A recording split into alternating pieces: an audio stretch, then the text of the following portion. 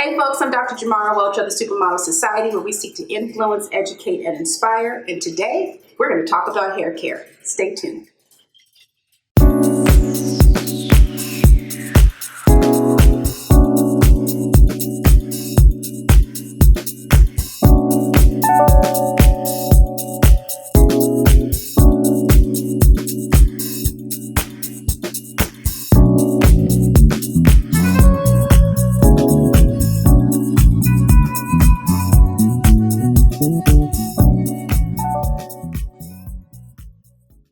Folks, so as I said at the top of the show, today we're going to be talking about hair care, and joining me today is my niece, Yasmin. Hey, Yazzie. Hi.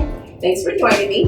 So Yazzie has been on a hair journey, a natural hair journey, for the past 3 years. And so because of that, I said, hey, Yazzie, I want you to come onto my show and let's talk about hair. And she also recently wrote an article on my website, supermodelsociety.org, and her article is called The Crown Chronicles. So please be sure to go and check out her article. She's talking about her journey as well as tips that all of us natural hair people can get a lot of wisdom from. So with that, Yazzie, thank you again for joining me today. You're welcome. So I just have a couple of questions. All right. So first of all, talk with us about what has been your journey. So you've been doing this now for almost 3 years now. And talk to us about your experience. What made you say, hey, I want to go the natural route? Well, my hair wasn't really the best, like the health and the constant pressing. And because my mom, at the time, was doing my hair. She was my primary hair caretaker. She had your hair laid. Yeah, laid. It was nice, on the outside. Then I would go home and it would curl and then it would be stringy. And then this was around the time when the natural hair community was just started to blossom, and I was like, I really want a part of that. And I want my hair to grow, but in its curly state. And so I just decided to make the conscious decision to switch. So I didn't do a big chop, which is just basically clip off all your ends. I just kind of slowly transitioned until the majority of my hair was reverted back, and then I trimmed off the rest. Now, correct me if I'm wrong, but you have not put a hot comb to your hair in almost 3 years now? Okay. Wow. No comb, no flat iron, nothing. Nope. I will blow dry it, but no.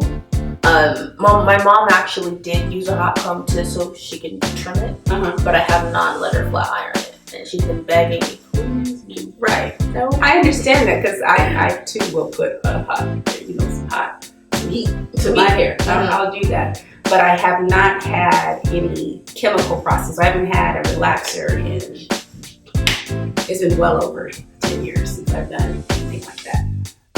So, talk to us. In your article, you talk about knowing your hair. Unpack that for me. And the reason why I say that is because a lot of times, those of us, I see some of our people, to me, what I perceive of as a mistake of looking to the hair advice of people who don't have a similar hair texture. And it seems to me that getting advice from people who have a similar grade of hair and how to properly care for that is more sound than going to someone who does not have your hair texture. With your thoughts? Yeah,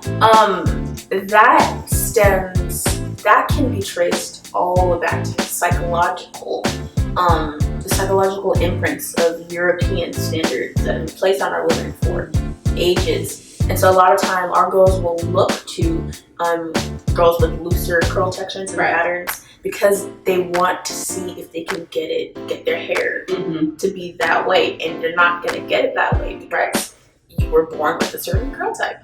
And so during the time that I first started my journey, the natural hair community had a lot of people with that curl texture, and so a lot of our girls weren't really putting themselves out there like that because fear of getting ostracized and all that, because our hair is very unique. Our hair is unique. It's like it has a mind of its own sometimes.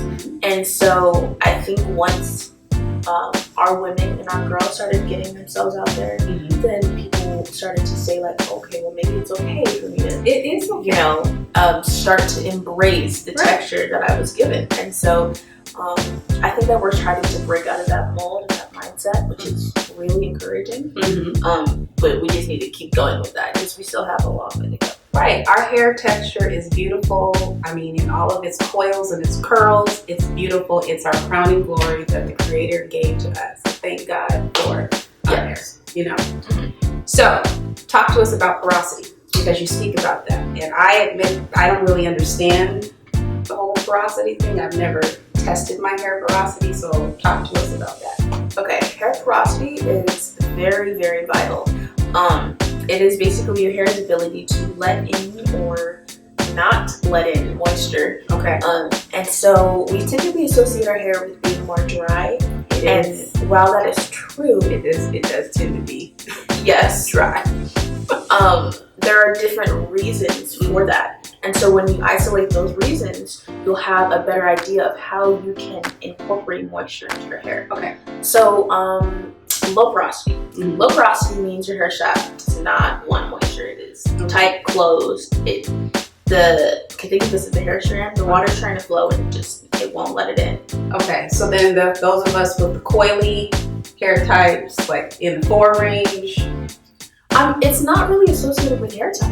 I mean, you can be 4C and have high porosity. Okay. Or regular porosity, but it depends on you or the person. Okay. And leading into high porosity means your hair shaft is just open and it'll let in moisture, but it'll quickly let it out as well. Okay. So that can lead to it being dry. Okay. But we need the moisture for our hair to grow. You need to keep it in. Right. Your hair is like a garden. Keep it moist and it will grow. And so, knowing that, like with high porosity, if your hair is open constantly 24/7, you know that your hair is more susceptible to sealants, oils, butters, things that will keep the moisture trapped inside. Okay. And if your hair is low porosity, like mine, then you're going to need to kind of force your cuticle open, and you can do that when you're deep conditioning, put like a heat cap on. Okay. And a lot of people are like, well, that's heat, but sometimes you have to use unconventional ways, to get the moisture in your hair. Okay. And if yours regular porosity, means you don't really struggle with either one. Okay. You're just blessed. So you mentioned that your hair is low porosity. How did you find that out? I tested it myself. So I took a shed piece of hair that was from a comb or whatever, and I placed it in a cup of water. Okay. And so I observed the strand, and my hair strand floated on top of the water. It didn't sink at all. Okay. And so that's how I know that my hair didn't let in any type of moisture. And so people with higher porosity, you put your hair strand in a bucket of water, it's going to sink to the bottom because it's just open 24/7. And so it's like, it almost has holes in the hair shaft. I think I'm going to check out my porosity. Yeah. I want to know. I'm curious. You definitely should. Okay. Thank you. You're welcome. Good advice. All right. So talk to us now about products. What products do you recommend? Because there are a trillion products out there.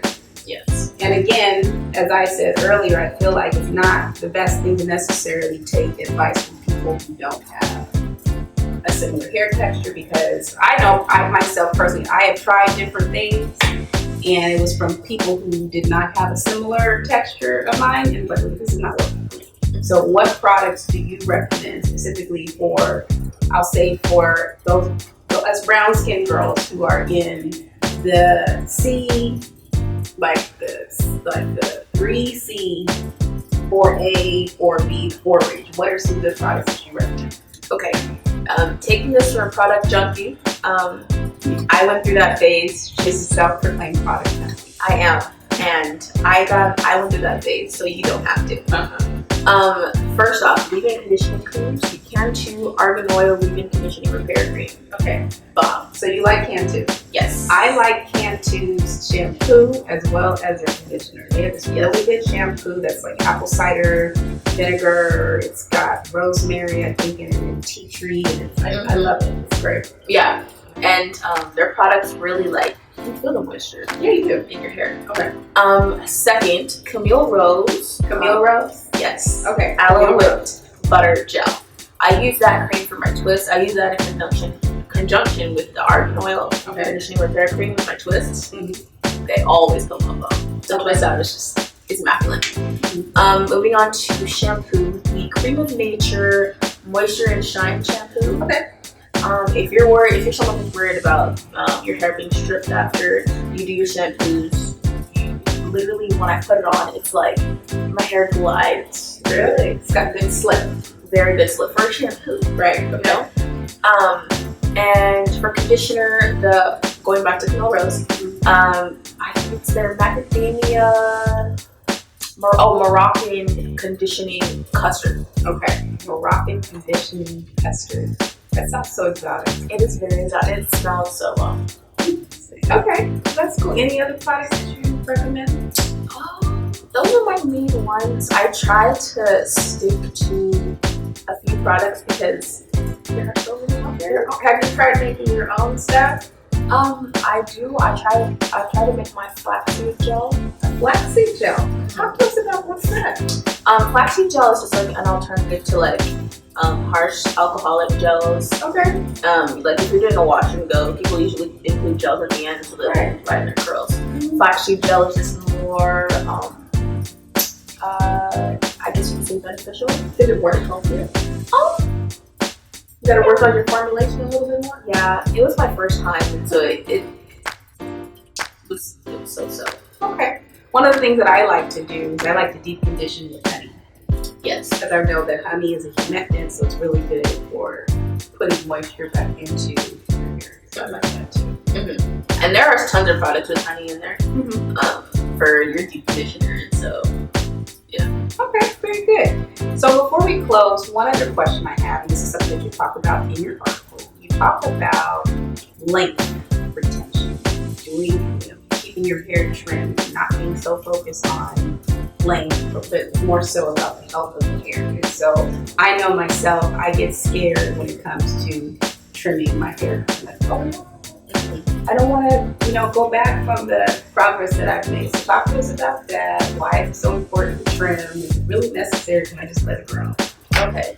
Touching on that, when you trim your hair, you're not really taking away from your progress. It feels like it. It definitely does. And it really feels like it. You hate to say goodbye. You look at that hair on the ground. You're like, because of the progress I've made. Yes, but you're aiding it because when you trim your hair, you're basically ensuring no more breakage, no more fallout, no more unnecessary. Like you ever detangle your hair and there's just clumps and clumps, like unnecessary amounts of hair loss and shedding.